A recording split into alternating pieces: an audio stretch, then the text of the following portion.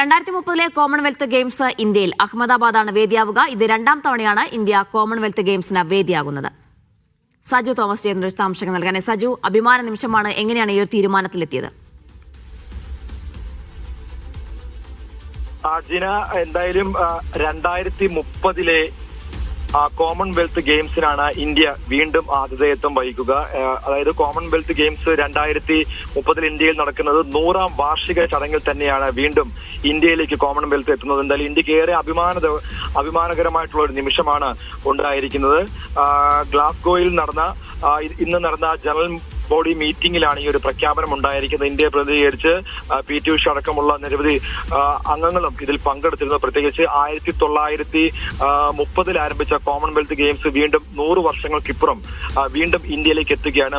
മുൻപ് 2010 ഇന്ത്യയിൽ Commonwealth games നടന്നത്. എന്തായാലും അതിനുശേഷം ഇന്ത്യയിലേക്ക് വീണ്ടും കോമൺവെൽത്ത് ഗെയിംസ് വരികയാണ്. എന്തായാലും ഇന്ത്യ ആഗ്രഹിച്ചതുപോലെ തന്നെ പ്രത്യേകിച്ച് ഒളിമ്പിക്സിന് വേദിയാകണം, അല്ലെങ്കിൽ ഒളിമ്പിക്സ് വേദിയിലേക്ക് ഇന്ത്യക്ക് താല്പര്യം പ്രകടിപ്പിച്ചതിന് ഉത്തേജനം പകരുന്ന രീതിയിലേക്കാണ് ഇപ്പോൾ കോമൺവെൽത്ത് ഗെയിംസിന്റെ വേദി ഇന്ത്യയിലേക്ക് അനുവദിച്ചിരിക്കുന്നത്. ഏറെ അഭിമാന നിമിഷകരമാണെന്ന് PT ഉഷ അടക്കമുള്ളവർ വ്യക്തമാക്കി കഴിഞ്ഞു.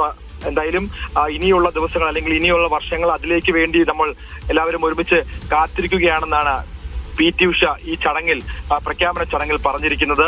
2030 കോമൺവെൽത്തിന് വേദിയാവുന്ന അഹമ്മദാബാദിനെയാണ് ഇതിനായി തെരഞ്ഞെടുത്തിരിക്കുന്നത്. അഹമ്മദാബാദുമായി ബന്ധപ്പെട്ട് നമുക്കറിയാം, നേരത്തെ തന്നെ ഇതിന്റെ പ്രഖ്യാപനം വന്നതാണ്. എന്തായാലും ഔദ്യോഗികമായിട്ടുള്ള സ്ഥിരീകരണമാണ് ഇന്നിപ്പോൾ ഗ്ലാസ്ഗോയിൽ വെച്ച് ഉണ്ടായിരിക്കുന്നത്.